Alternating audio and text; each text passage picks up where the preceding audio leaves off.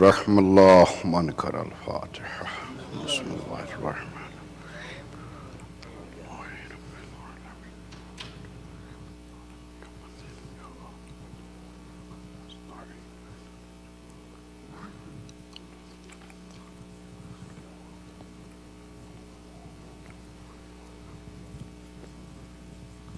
صلوات پڑھ لیں مل کے.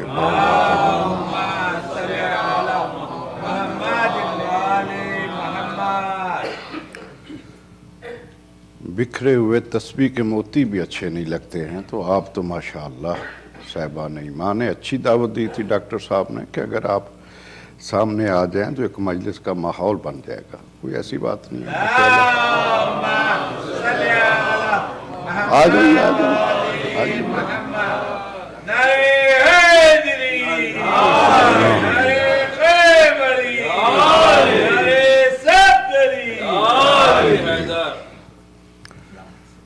اعوذ باللہ السمیع العلیم من الشیطان الرجیم. بسم اللہ الرحمن الرحیم. الحمد للہ الذی جعل الحمد مفتاحا لذکرہ وخلق الاشیاء ناطقة بحمده وشکرہ. الذي خلق فسوى وقدر فهدى وأخرج المرعى فجعله غثاء نحوا. والصلاة والسلام على سيدنا ونبينا وشفيع ذنوبنا وطبيب نفوسنا وحبيب قلوبنا. أسرته خير الأسر شجرته خير الشجر عطرته خير العطر أبي القاسم محمد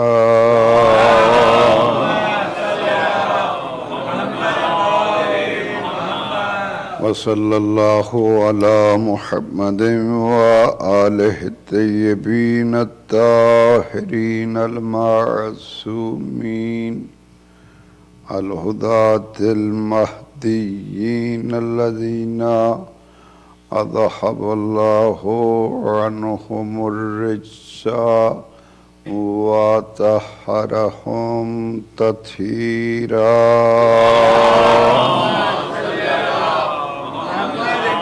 أما بعد فقد قال الله تعالى في كلامه المجيد. بسم الله الرحمن الرحيم.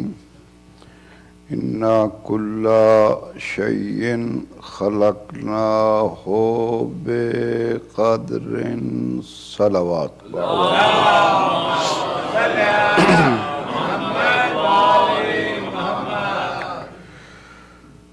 خداوند عالم ہم سب کی اس بارگاہ سید الشہداء میں حاضری کو قبول و منظور فرمائے. سورہ قمر کی یہ آیہ مبارکہ کو میں نے عنوان قرار دیا ہے. صبح کی مجلس میں بھی یہی عنوان تھا اور جو حضرات موجود تھے عرض کیا تھا کہ خداوند عالم یہ ارشاد فرما رہا ہے کہ ہم نے ہر شے کو یوں ہی نہیں بنایا ہے،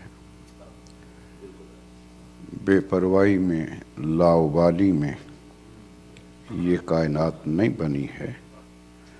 ہر شے کو ہم نے بنایا ہے بے قادرین، قدر کے ساتھ بنایا ہے، اور قدر سے مراد یہ ہے کہ بنانے سے پہلے یا بنانے کے ساتھ اس کی غرض کا بھی تعین کیا ہے کہ اس کو ہم نے کیوں بنایا ہے۔ غرض سے مراد یہ نہیں ہے کہ اللہ کی کوئی غرض تھی، اللہ ہوتا ہی وہ ہے جو بے نیاز ہو، اس کو کسی سے غرض نہیں ہوتی، ہر کسی کو اس سے غرض ہوتی ہے۔ عقیدہ توحید میں اور الحمدللہ عقیدہ توحید مستحکم ہے، حسین ہے، تو صرف آپ ہی کا عقیدہ توحید جو ہے وہ مستحکم بھی ہے اور اس میں کسی قسم کا سکم بھی نہیں ہے۔ اس لیے ہنسی ہے، سکم نہیں ہے کہ ہم نے کسی عام بندے سے توحید کی معرفت حاصل نہیں کی، ہم نے ان سے توحید کی معرفت حاصل کی ہے کہ جو یقین کی کیفیتوں پر پہنچے ہوئے تھے۔ اوروں کی توحید بڑا بھی کوئی مواحد ہو تو وہ چھوٹی چھوٹی چیزوں کا تذکرہ کر کے توحید کو ثابت کرتے ہیں، کوئی جانوروں کے فضلے سے، کوئی مینگنیوں سے، لیکن ہمارے ہاں ایسا نہیں ہے۔ ہم نے ان سے توحید لیا جن کا، اور پھر حق بھی ان کو بنتا ہے کہ وہ بتلائیں کہ توحید کیا ہے، اس لیے کہ جب ان کو معرفت ہوئی ہے تو ان کے اور خدا کے درمیان میں کوئی اور چیز نہیں تھی، ایک وہ تھا اور یہ تھے، اور یہی توحید کے حوالہ سے ہمارے امام کا یہ خطبہ بھی ہے، حضرت امام جعفر الصادق علیہ السلام،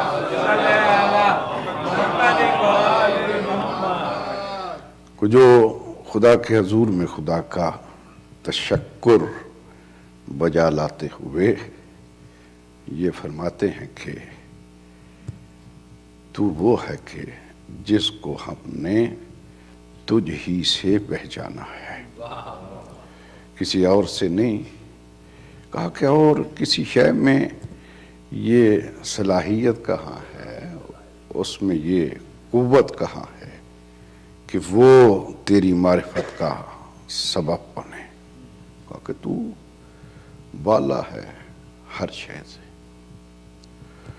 تو اس لیے جب غرض کی بات ہوتی ہے، والغرض عائد الینا لا الیہ، کہ یہ غرض جو ہے یہ ہماری طرف سے ہوتی ہے، اس کی طرف سے غرض نہیں ہوتی ہے۔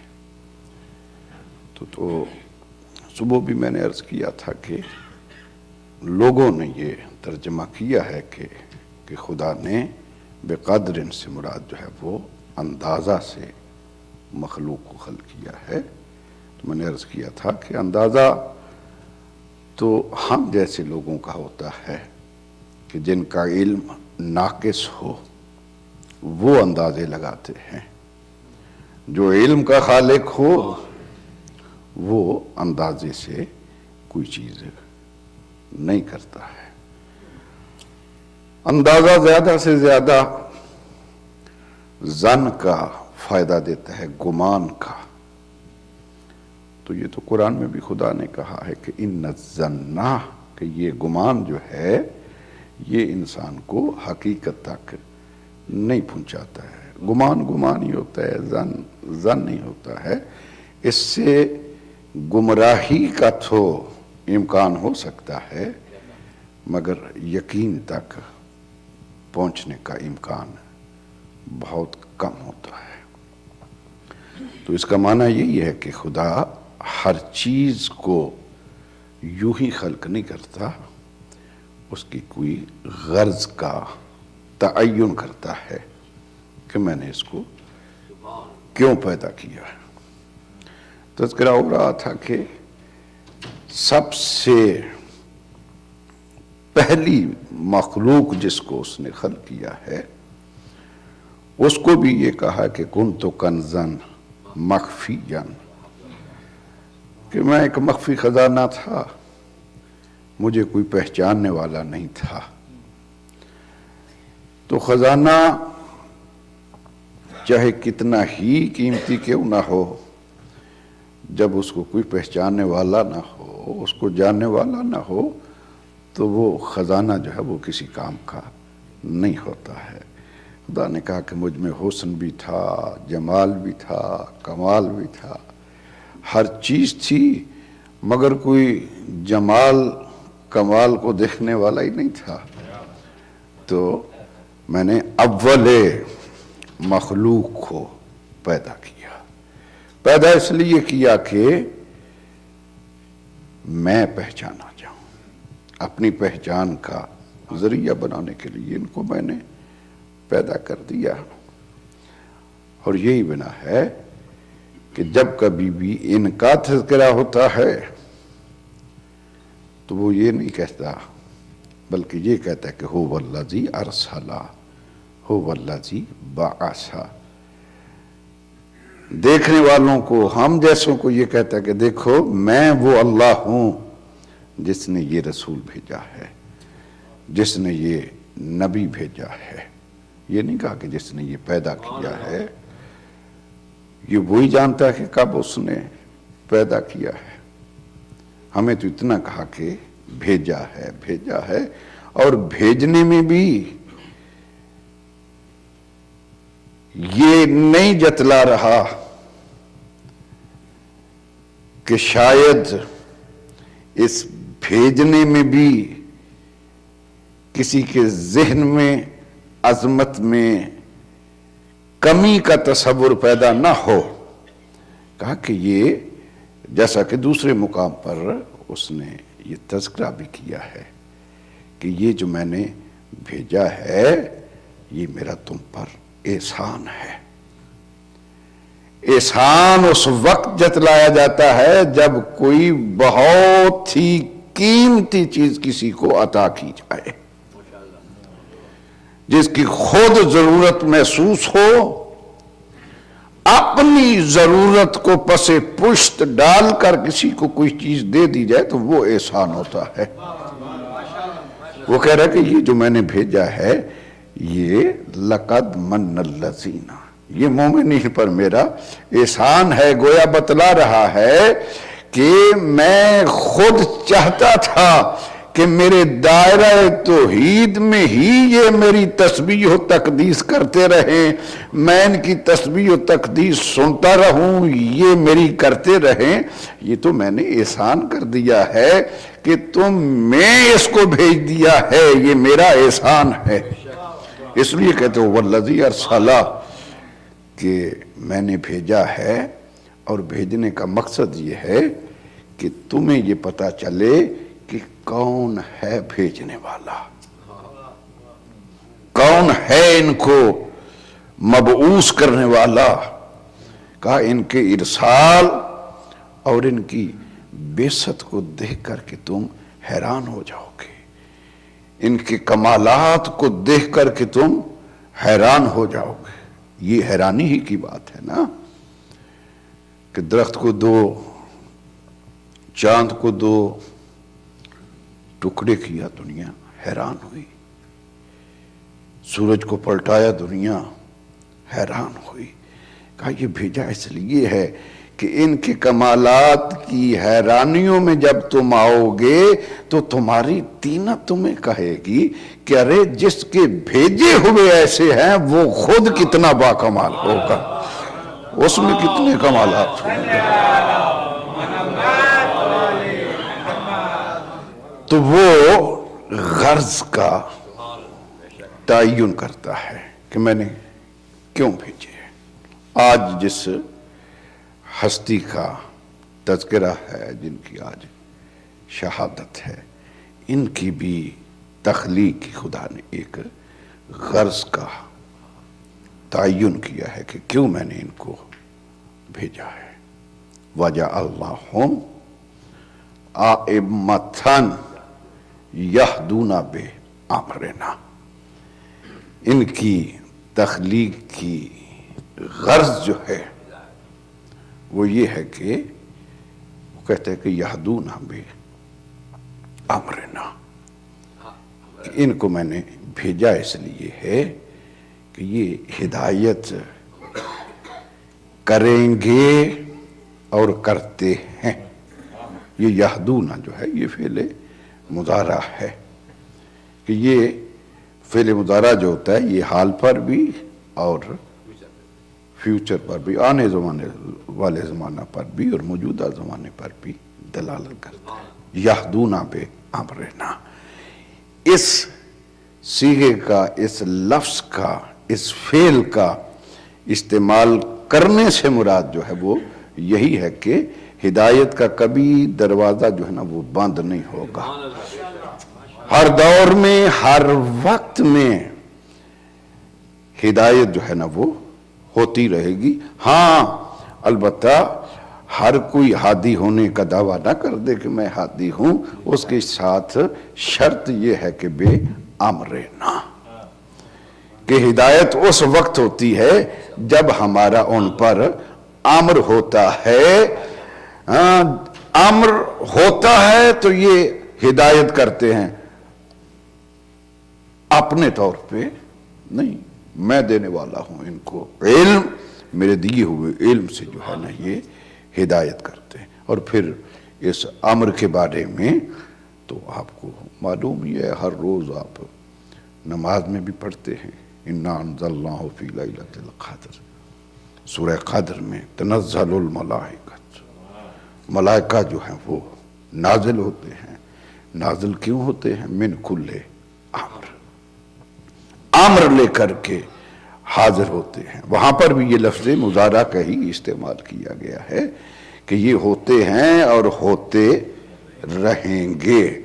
تو اگر ہوتے ہیں اور ہوتے رہیں گے تو اس کے ساتھ یہ بھی پھر کہنا ہوگا کہ جب وہ نازل ہوتے ہیں اور ہوتے رہیں گے تو اس کے ساتھ ہدایت دیتے ہیں، اور دینے والے بھی ہمیشہ موجود رہیں گے کہ جن کے پاس یہ امر آتا رہے گا۔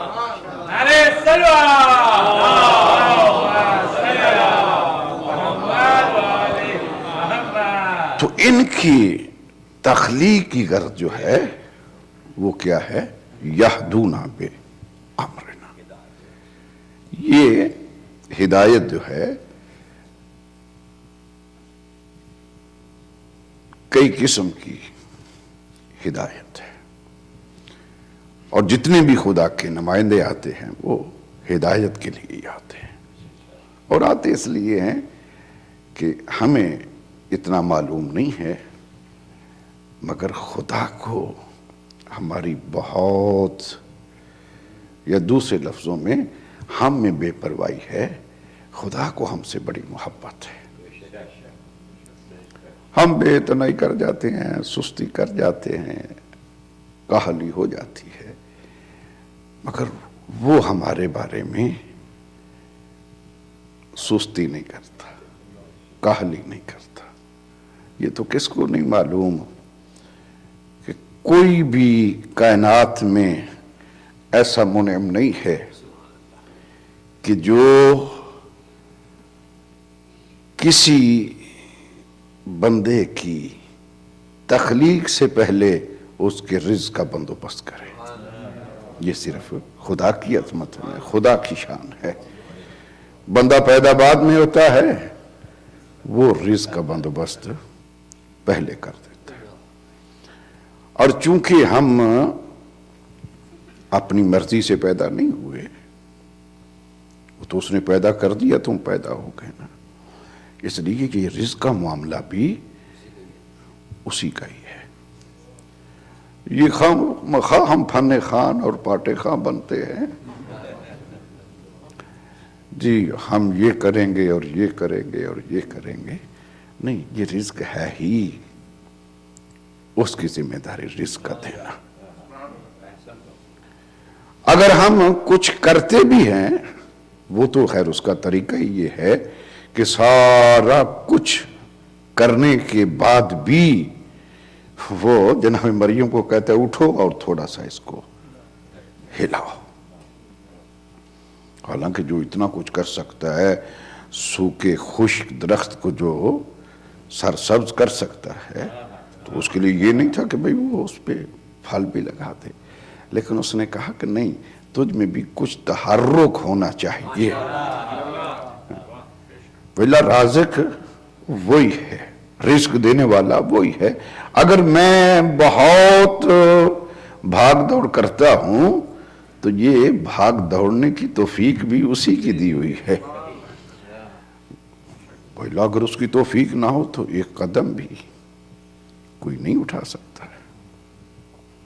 بڑی توفیق دی ہوئی تھی اس نے، اور وہ حالانکہ کسی نبی نے کوئی خواہش نہیں کی ایسی، ایک نبی نے خواہش کی تھی، حضرت سلیمان نے۔ مراد صاحب ماشاءاللہ ایسے بامراد ہیں کہ یہ مولویوں سے ایک ایک سٹیپ آگے۔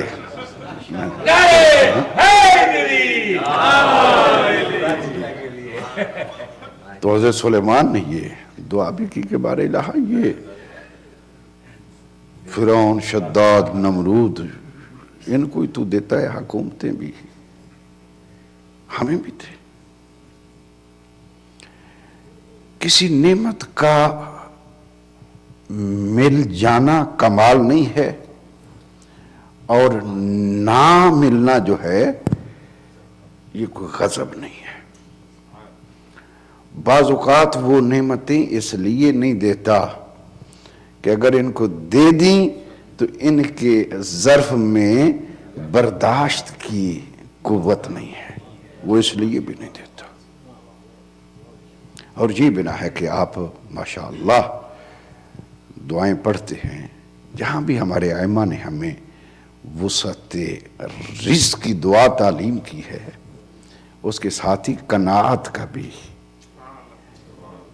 جملہ دیا ہے کہ رزق بھی دے اور جتنا دے اس پہ قناعت کرنے کی بھی ہمیں توفیق دے۔ یہ قناعت کیا ہے؟ قناعت اصل میں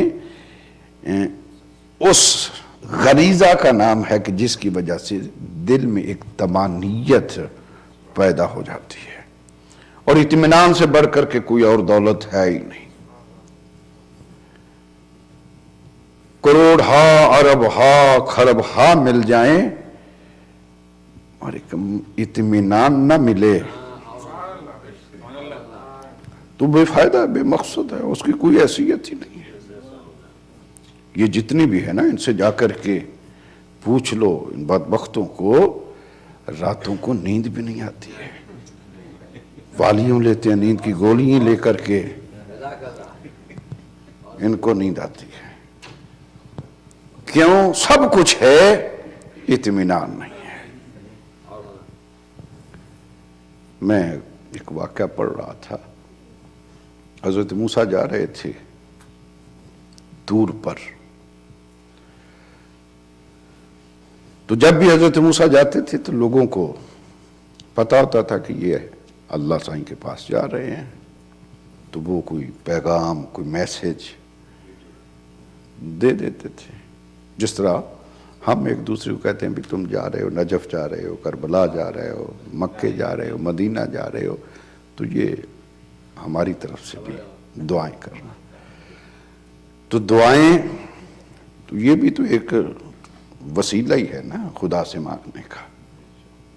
تو وہ جب دیکھتے تھے کہ اب یہ تو براہ راست اللہ کے پاس جا رہے ہیں تو وہ پھر میسج دیتے تھے۔ اکثر لوگوں پر، ہم پر یہ خیر انسان کے مزاج میں ہے کہ جو امید، جو خواہش پوری ہو جائے تو پھر تو ہم بڑے خوش بھی ہوتے ہیں، اگر مرضی کے مطابق نہ ہو تو ناراضگی بھی ہوتی ہے۔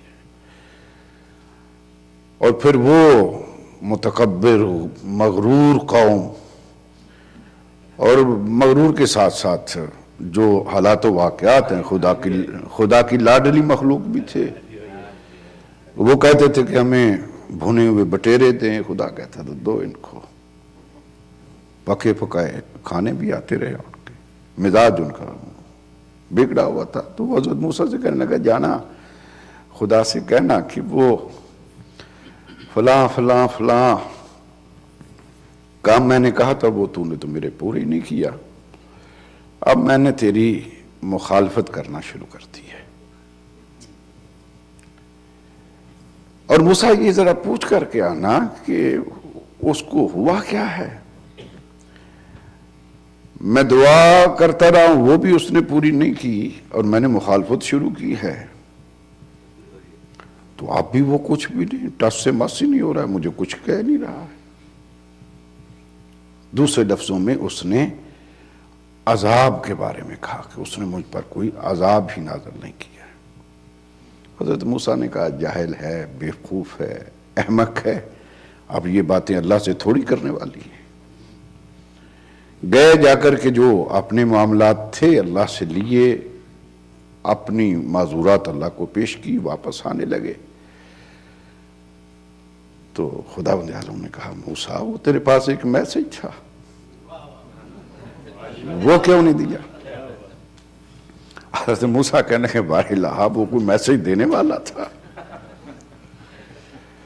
تو چلو اب وہ بار الہ تجھے پتہ چل ہی گیا، پہلے ہی تجھے پتہ تھا، اب میں ذرا کہتے ہوئے میں جھجک رہا تھا کہ یہ تجھے میسج کیا تھا۔ خدا نے کہا نہیں موسیٰ تیرا کام ہے میسج لینا اور پہنچانا، یہ میرا اور میرے بندے کا معاملہ ہے، تو نے اپنی ذمہ داری نبھانی تھی۔ ٹھیک ہے بار الہ پھر آپ کو علم تو ہے ہی، مجھے بتاؤ کہ میں اس کو کیا جواب دوں جا کے۔ تو خدا نے کہا کہ اب جب جاؤ تو وہ اگر کہے کہ میں مخالفت بھی کر رہا ہوں اور اس نے کوئی اپنی طرف سے مجھ پر عذاب ہی نازل نہیں کیا ہے، اب ظاہر ہے کہ جو پیغام بھجواتا ہے اور پھر انتظار کرتا ہے وہ یقیناً خدا کو تو مانتا ہی تھا۔ پھر جو حضرت موسیٰ کو پیغام دے رہا ہے تو گویا وہ نبوت کا بھی خیال ہی تھا، گویا کسی اور بندے کو بھی کہتا تھا، یعنی خدا کو بھی مانتا ہے اور یہ بھی مانتا ہے کہ موسیٰ اللہ کے نبی ہیں، مگر یہ ہے کہ ضرورت پوری نہیں ہوئی، بددل ہوا ہے۔ اور جیسا کہ ہمارے امام ہمیں کہتے ہیں کہ دو موقعوں پر ذرا قدم سنبھل کر رکھا کرو، کہا کہ یہ دونوں مرحلے ایسے ہیں کہ اس میں اگر نقصان ہو جائے تو پھر اس کا جبران نہیں ہوتا، کہ بہت احتیاط کی ضرورت ہے دو موقعوں پر۔ اور وہ دو موقع کون سے ہیں؟ یہ کہا کہ ایک وہ موقع کہ جب خوشی تمہیں تمہاری اوقات سے زیادہ مل جائے، بہت ساری خوشی ایسی ہوتی ہیں کہ جو ہمیں ہماری اوقات سے، اب یہ کیسا پتہ چلے کہ یہ جو ہمیں خوشی ملی ہے ہماری اوقات سے زیادہ ہے؟ اس کی پہچان یہ ہے کہ اگر وہ خوشی چاہے وہ مال کی صورت میں ہے چاہے وہ کسی اور صورت میں ہے، جب اس کو خدا کی راہ سے منحرف کر دے تو وہ سمجھ لو کہ وہ خوشی جو ہے وہ خزانہ جو ہے، وہ دولت جو ہے، وہ مجھے میری اوقات سے زیادہ مجھے مل گئی ہے۔ معصوم کہتے ہیں کہ وہاں پر قدم سنبھل کے رکھنے ہیں۔ کیا پیسہ آ گیا ہے تو اب میں اس کا کہاں پر استعمال کروں؟ کہا کہ پھر کلبوں میں نہیں جا کر کے اس کو صرف کرو، برائی بھی اس کی جا کر کے اس کو صرف نہ کرو، سنبھل کر کے۔ اور دوسرا کہا کہ جب پریشانی، دکھ، غم، بھوک، کہا یہ اگر تمہارے حوصلے سے زیادہ ہو جائے تو اس وقت شکوہ زبان پر نہیں لانا۔ زبان پر شکوہ لانے سے مراد کیا ہے کہ بھئی اگر آج میرے پاس نہیں ہے تو میں فوراً بھاگا جاؤں اور جا کر کے کسی کے دروازے پہ دستک دینا شروع کر دوں۔ کہنے بھی کل تھا، اگر آج نہیں ہے تو انتظار کر لو۔ اب بات سے بات آ جاتی ہے ذہن میں، حضرت عیسیٰ علیہ السلام کا زمانہ تھا، ایک عابد و زاہد پہاڑ کے دامن پہ جا کر کے عبادتیں کیا کرتا تھا۔ تو ایک دن کوئی معاملات ہوئے تو تذکرہ ہوا کہ یہ بڑا عبادت گزار ہے، تو یہ بھی ہم پر احسان ہے کہ بہت جلد خدا ہماری آبرو ریزی نہیں کرتا۔ یہ ایک احسان ہے، اور یہ احسان صرف اور صرف پیغمبر کی وجہ سے ہے۔ نہ اس امت پر عذاب آتا ہے جلدی، اور نہ ہی آبرو ریزی ہوتی ہے۔ وہی باقی قومیں جو تھیں ان پر عذاب بھی جلدی نازل ہو جاتا تھا، اور ان کا اعمال بھی جو ہے وہ جلد آشکار ہو جاتے تھے۔ تو ہوا یہ کہ وہ عبادت کرتا تھا، اس کو پکی پکائی روٹی کوئی فرشتہ آ کر کے دے جاتا تھا، اس کو بند کر دیا گیا۔ تو جب اس نے دیکھا کہ آج تو کھانا آیا ہی نہیں ہے، وہ چلا گیا کسی کے دروازے پہ، دستک دی جا کر کے۔ انہوں نے اندر سے روٹیاں دیں، شاید انہوں نے یہ بھی کہہ دیا کہ میں کھاتا تو ایک ہی روٹی ہوں، تو پہلے کوئی دے جایا کرتا تھا، اب کوئی دینے والا نہیں۔ اگر آپ کے پاس توفیق ہو، گنجائش ہو، تو مجھے 7-8 دن کی اکٹھی دے دیں تاکہ میری عبادت میں خلل بھی نہ پڑے۔ لے لی ان کو۔ اب جو ہی نکلے تو ایک کتا دروازے پہ بیٹھا ہوا تھا، وہ اس نے پیچھے بھونکنا شروع کر دیا۔ اب ظاہر ہے نمازی تھے، پرہیزگار تھے، اور پھر وہ امریکن کلچر بھی نہیں تھا کہ اس کو بغل میں کتے کو دبائے پھرے ہم اس میں۔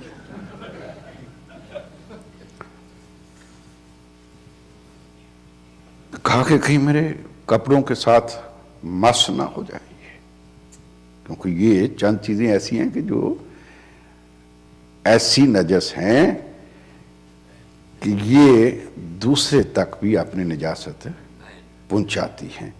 ان کو نجس العین کے ساتھ تعبیر کیا۔ انہوں نے ڈرتے ہوئے ایک روٹی اس کے آگے پھینک دی، اس نے وہ کھائی اور پھر بھونکنا شروع کر دیا۔ پھر ان کے پیچھے وہ جو 7 یا 8 روٹی تھی سب کھا گیا وہ ان سے، اور پھر بھونکنے لگا۔ تو وہ کہتا ہے کم بخت، جو کچھ میں نے تیرے مالک سے، تیرے مالک کے دروازے سے لیا تھا وہ تو میں نے تجھے دے دیا، اب تو کاہے کا بھونک رہا ہے مجھ پہ؟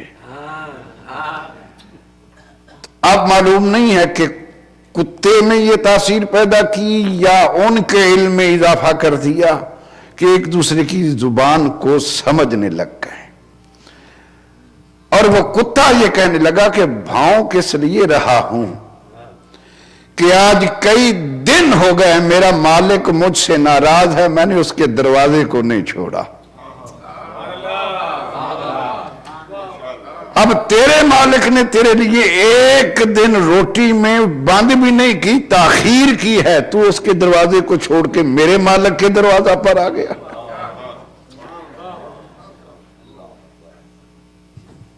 عرض یہ کر رہا تھا کہ وہ حضرت موسیٰ جب پلٹ کر آئے تو پھر وہ پوچھتا ہے کہ خدا سے پوچھا ہے کہ تو نے مجھ پر عذاب نازل نہیں کیا؟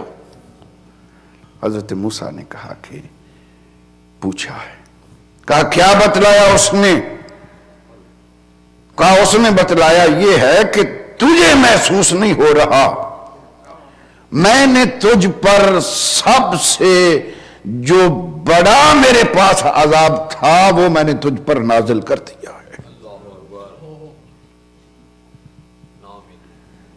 کہا کہ موسیٰ سب سے بڑا عذاب بھی نازل ہو گیا اور مجھے خبر ہی نہیں ہے، اور ہے وہ سب سے بڑا عذاب؟ کہا خدا سے یہ تو پوچھنا تھا کہ آخر تیرے بڑے عذاب کی کیفیت کیا ہے؟ تو حضرت موسیٰ نے کہا ہاں میں نے اس سے پوچھا ہے۔ کہا کیا خدا نے بتلایا؟ کہا خدا نے یہ بتلایا کہ میرا سب سے جس سے میں ناراض ہوتا ہوں اس پر جو سب سے بڑا میری طرف سے عذاب نازل ہوتا ہے وہ عذاب یہ ہے کہ وہ میری عبادت بھی کرتا ہے اور میری عبادت کرنے کے بعد بھی اس کے قلب میں اطمینان کی کیفیت جو ہے وہ پیدا نہیں ہوتی ہے۔ کہا کہ وہ طمانینت والا جو جرثومہ تھا نا وہ میں نے تجھ سے کھینچ لیا ہے۔ تو اس لیے میں یہ عرض کرتا کہ اطمینان یہ سب سے بڑی نعمت ہے کہ اگر کسی کے پاس، اور یہ اطمینان ہی کی کیفیت ہے نا، اور یہ ہر ایک کو بھی حاصل نہیں ہوتا۔ آپ کے وہ پیغمبر جس کی ہم سب ملت ہے، حضرت ابراہیم علیہ السلام، ان کے بارے میں ہے نا کہ خداوند عالم سے جب انہوں نے پوچھا یہ موت و حیات کے بارے میں، حضرت ابراہیم وہ شخصیت ہیں، اگر موقع آیا تو ان مجالس میں عرض کروں گا کہ سب سے پہلا مبلغ توحید بھی ابراہیم ہے، اور لفظ اسلام اور مسلم یہ دونوں لفظ جو ہیں یہ حضرت ابراہیم کے لیے ہی استعمال ہوئے ہیں۔ تو خدا سے پوچھا تو خدا نے کہا کہ کیا تیرا ایمان نہیں ہے؟ کہا نہیں، لِتَطْمَئِنَّ قَلْبِي، اطمینان قلب کے لیے میں یہ سوال کر رہا ہوں۔ تو اطمینان قلب ہوتا کیا ہے؟ کس کو اطمینان قلب کہتے ہیں؟ یعنی کسی شے کو دیکھ کر اس کو یقین کی کیفیت حاصل ہو جائے، یعنی اطمینان کا دوسرا نام جو ہے وہ یقین ہے۔ اور ابراہیم کہہ رہے ہیں کہ صرف یہ اتنی کاوش صرف اس لیے ہے کہ وہ ملکہ اطمینان جو ہے وہ میں حاصل کرنا چاہتا ہوں۔ اب کہاں ابراہیم کہ جو اطمینان کی طلب لیے ہوئے کاسا اطمینان لیے کھڑے ہیں، اور کہاں وہ ہستی کہ جو خدا کی بارگاہ میں یہ کہتی ہے کہ لو کوشف الغطا مزددت یقینا، کہ اگر پردے ہٹ بھی جائیں تو علی کے ایمان میں اضافہ ہونے والا نہیں ہے، اس لیے کہ علی اطمینان کی اس کیفیت پر پہنچا ہوا ہے۔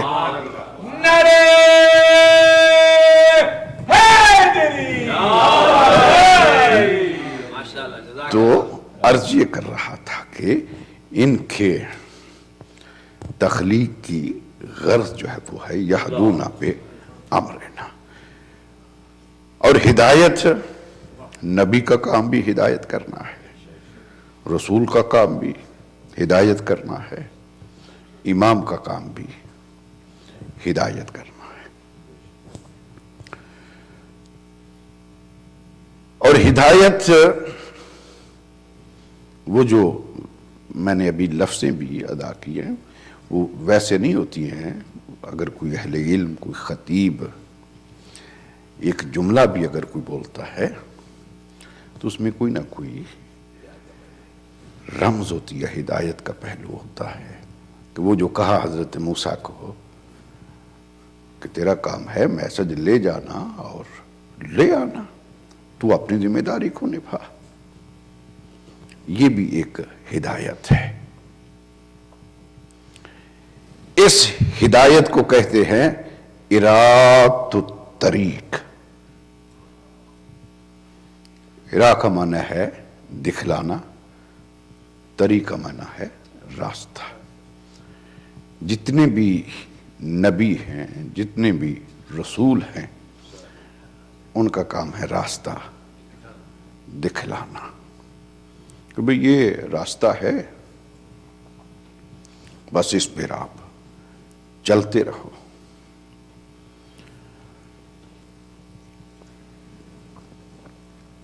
اور آپ یہ بھی جانتے ہیں کہ ہر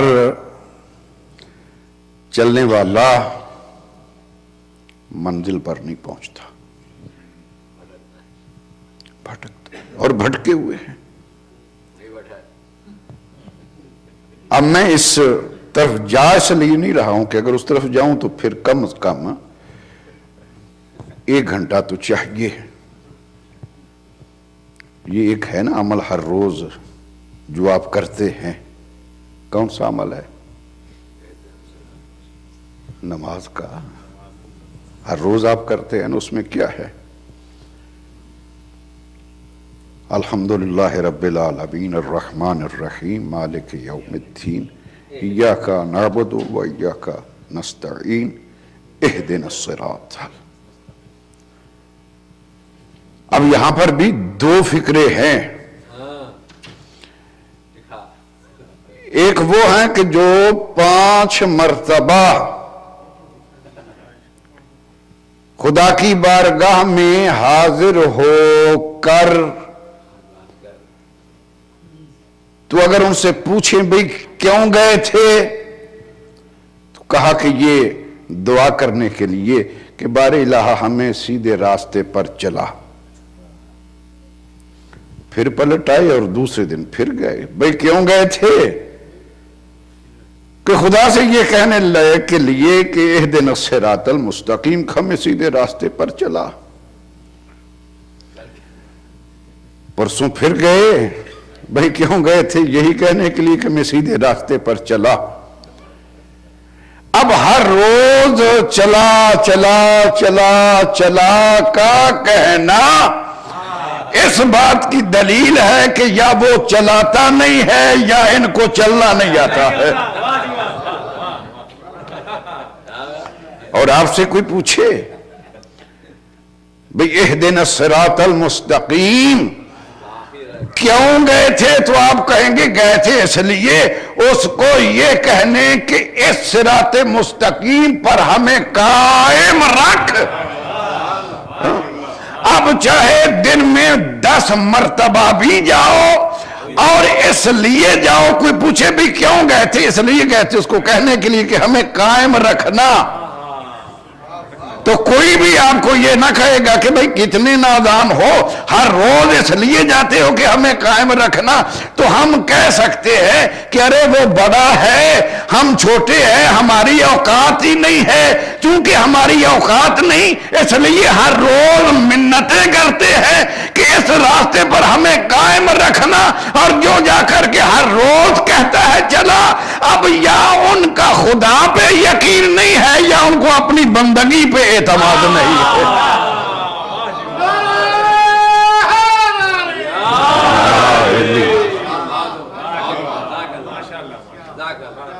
تو اگر بندگی پہ، اور بہت سارے پہلو اس میں انشاءاللہ پہلا تو کی نہیں بنتا کہ ایاک نعبد و ایاک نستعین کہنے کے بعد ہم یہ کہیں کہ ہمیں چلا. ایاک نعبد و ایاک نستعین کا معنی کیا ہے؟ کہ ہم تجھ ہی کی عبادت کرتے ہیں اور تجھ ہی سے استعانت چاہتے ہیں، اور تجھ ہی سے مراد کیا ہے کہ بندہ جب یہ لفظیں کہے تو ان لفظوں کو اس یقین کے ساتھ ادا کرے کہ میں بارگاہ خداوندی میں حاضر ہوں۔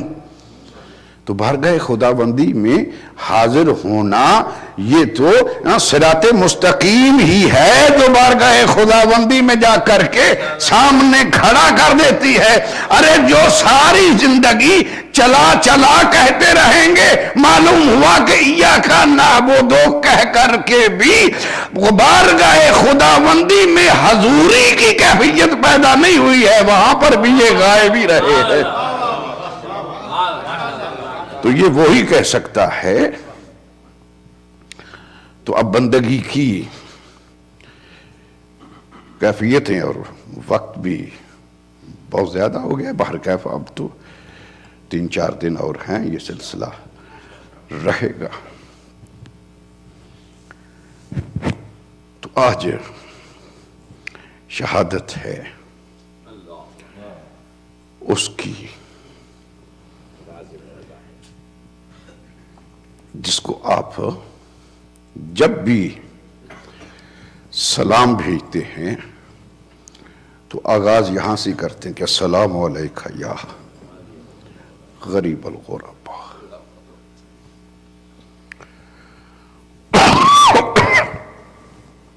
یہ کیوں کہتے ہیں؟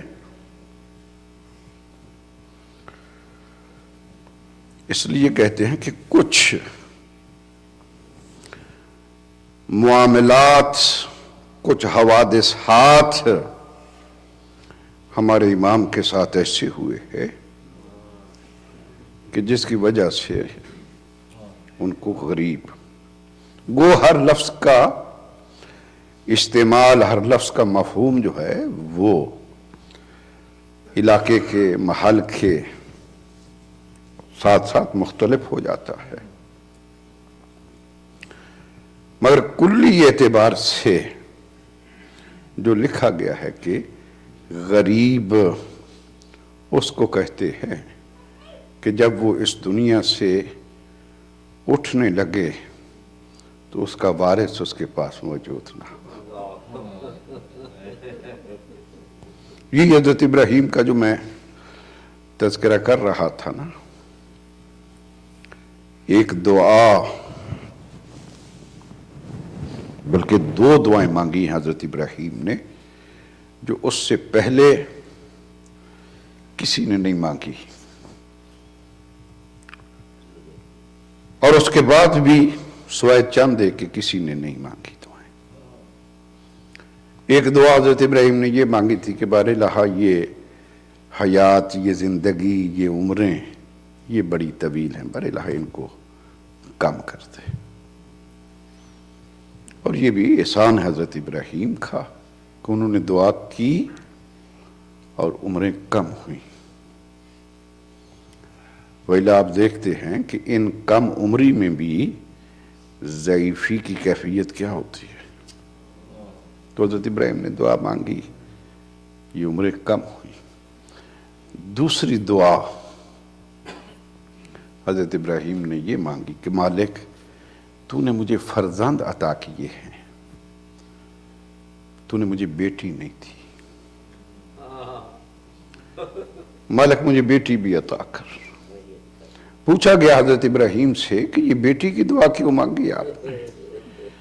کہا کہ یہ بیٹی کا وجود ایک ایسی رحمت ہے، باپ مر جائے تو باپ کے جنازہ کی زینت ہوتی ہے، اگر اس بیٹی کا بھائی مر جائے تو یہ بھائی کے جنازہ کی زینت ہوتی ہے۔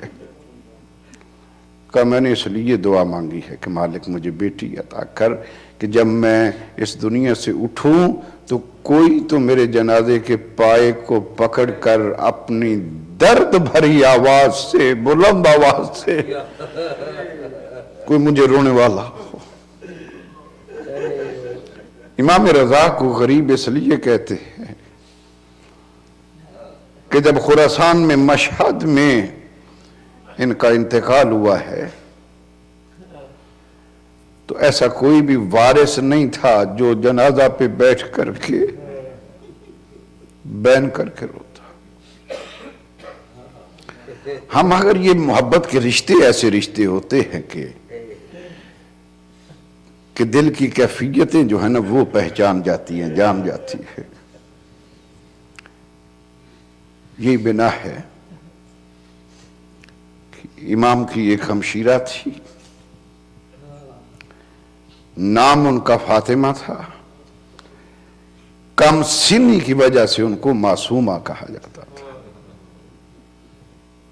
بھائی کی محبت نے مجبور کیا، مدینہ سے چلی، چند کنیزیں بھی ساتھ تھیں، آئیں امام رضا کو ملنے کے لیے، مگر کہتے ہیں کہ ان کے آنے سے چند دن پہلے امام کا انتقال، امام کی شہادت ہو چکی تھی۔ قم کے قریب ایک جگہ علی آباد، وہاں پر پہنچی، اہل قم کو پتہ چلا، وہاں پر عزیز بھی تھے کہ امام رضا کی، امام کاظم کی، جن کا سن اس وقت جو تاریخ میں نے پڑھا ہے 9 سال سے زیادہ نہیں تھا۔ اہل قم کو جب علم ہوا کہ امام کی بہن اور اس وقت آ رہی ہے جب امام کی شہادت ہو چکی ہے، معلوم نہیں ہے کیا محبتیں لے کر کے آئی ہے، کیا جذبات لے کر کے آئی ہے، کیا امیدیں لے کر کے آئی ہے۔ شاید اس لیے آئی ہو کہ میرے بھائی کو حکمرانی ملی ہے، اقتدار ملا ہے، میں جاؤں گی، میرا بھائی تخت نشی ہوگا، جا کر کے اپنی دیکھوں سے دیکھوں گی کہ میرا بھائی کتنا پیارا لگتا ہے تاج خلافت کو پہن کر۔ کہا جب اس کو یہ اطلاع ملی تو ممکن ہے وہ زندہ نہ رہ سکے۔ کہا کہ سیاہ لباس اتارو، اچھے لباس پہنو اور جا کر کے معصومہ کا استقبال کرو۔ کہتے ہیں گئے جناب معصومہ کا استقبال کے لیے، مگر کیفیت کیا تھی؟ پہاڑی سفر تھا، سواری بیماری کی وجہ سے مر گئی تھی، ایک دائی ساتھ تھی، اس کے ساتھ پیدل چلتی ہوئی علی آباد تک پہنچی۔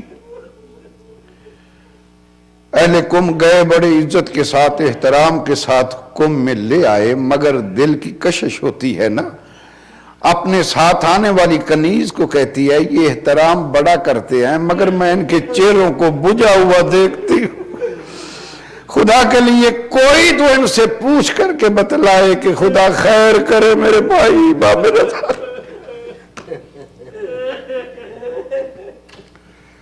تین دن قیام کیا ہے قم میں، بی بی کا انتقال ہو گیا۔ ہمارے استاد خدا مغفرت کرے علامہ حسین بخش جاڑا، وہ فرمایا کرتے تھے کہ جب دفن کرنے کے لیے لے گئے نا قبر پہ، کا غسل بھی قم کی عورتوں نے دے دیا، کفن بھی پہنا دیا۔ جب قبر میں لے گئے تو قبر میں عورت، چاہے عورت ہی ہو، وہ قبر میں نہیں اتارتی، مرد اتارتے۔ کہا کہ جب یہ مرحلہ آیا تو اہل قم رونے بیٹھ گئے۔ رونا اس لیے بیٹھ گئے کہ یہ خانوادہ اہل بیت کتنی عظمتوں کا مالک ہے، مگر ان کا مقدر کیا ہے کہ کبھی ان کو کوئی دفن کرنے والا نہیں ہوتا۔ اگر دفن کرنے والے موجود ہوں تو کوئی شرعی وارث نہیں ہوتا کہ جو قبر میں اتارے۔ یہ بے وارثی کی زندگی گزار کے اس دنیا سے بیٹھے ہوئے کسی عالم نے کہا کہ چلو آؤ آج استغاثہ بلند کرتے ہیں، استغاثہ میں یہ استدعا کرتے ہیں کہ جو وارث ہے وہ آئے اور اپنی اس معصومہ کو اپنے ہاتھوں سے قبر میں اتارے. کہتے ہیں کہ جب استغاثہ بلند کیا دور سے ایک گرد اٹھتی ہوئی دکھائی دی. استغاثہ کرنے والے سمجھ گئے کہ بی بی کا کوئی وارث آ گیا ہے. عزاداروں کہتے ہیں کہ جب وہ گرد پھٹتی ہے دیکھتے ہیں کہ اذن امامت سے امام رضا خود تشریف لے آتے ہیں. اور جب خود تشریف لے آتے ہیں, جب آتے ہیں نا میت کے قریب, کہتے ہیں کہ ایک مرتبہ حرکت پیدا ہوئی, بندے کفن ٹوٹ گئے. امام رضا جھک کے اپنی بہن کا چہرہ دیکھنے لگے, آگے سے لب ہلے کہ میرے بھیا رضا میرا چہرہ نہ دیکھ, میرے پاؤں کی تلووں کو دیکھ. تیری محبت میں چلتے ہوئے میرے پاؤں پہ چھالے پڑ گئے. عزاداروں میں صبح بھی امام رضا کے مصاحب پڑھتے ہوئے میں نے ایک تذکرہ کیا تھا کہ جب میرے مولا کی شہادت کا وقت قریب آیا نا, امام محمد تقی سے کہنے لگے کہ یہ قالین اٹھا لو اور میں چاہتا ہوں کہ میری روح اس طرح نکلے جس طرح کربلا میں زمین پہ تڑپتے ہوئے میرے دادا حسین کی روح پرواز کر گئی. قالین پہ میں نہیں, میں چاہتا ہوں کہ زمین پہ تڑپ رہا ہوں اور میری روح نکل جائے.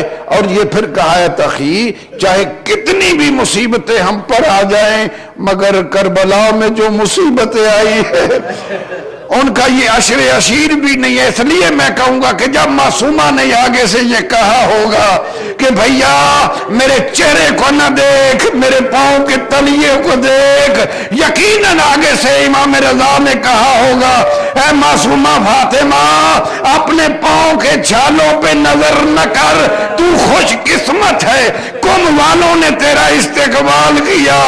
ارے تیری ایک پھوپھی تھی جس کا نام سکینہ تھا, اس کا استقبال کسی نے نہیں کیا ہے, اس کے پاؤں پہ صرف چھالے نہیں پڑے ہیں.